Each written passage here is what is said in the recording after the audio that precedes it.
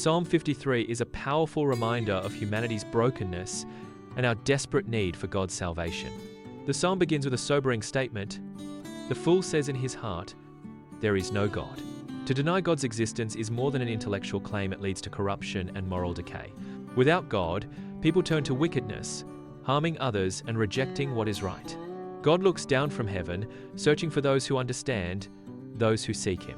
But the psalmist laments there is none righteous. All have turned away. Humanity on its own is lost. Those who reject God are described as devouring his people, showing hostility and oppression. They live without prayer and without seeking the Lord.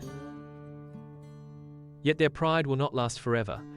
Fear will strike them because God is always with the righteous. Here we see a sharp contrast.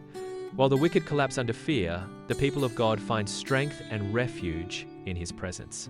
God scatters the plans of those who oppose him, and he preserves his own. The psalm closes with a cry from the heart. Oh, that salvation for Israel would come out of Zion.